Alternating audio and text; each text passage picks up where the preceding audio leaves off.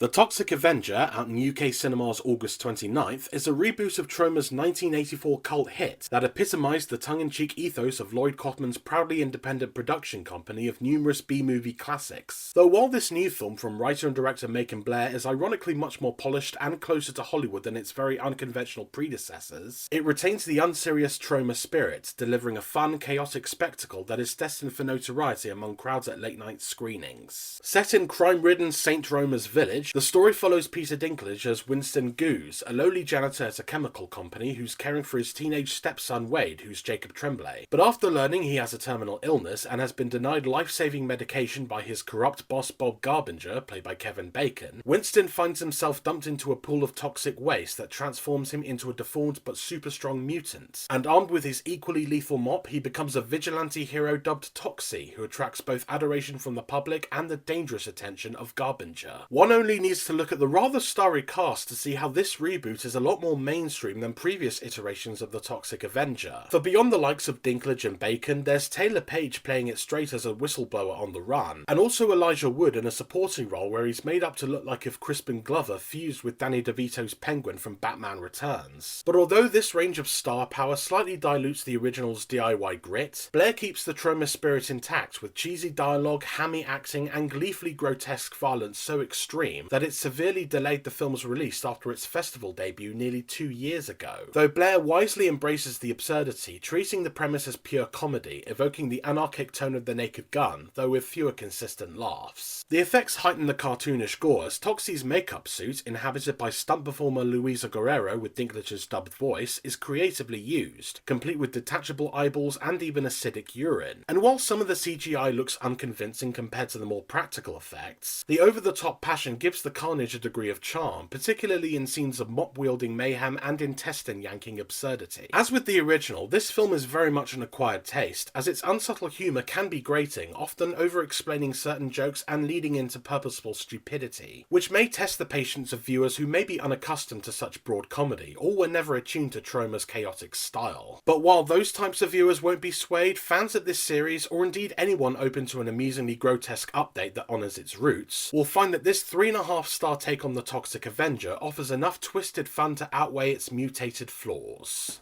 Visit the Film Feeder website to read my more detailed review, but for now, thanks for watching, please like and subscribe for more reviews, and I'll see you next time.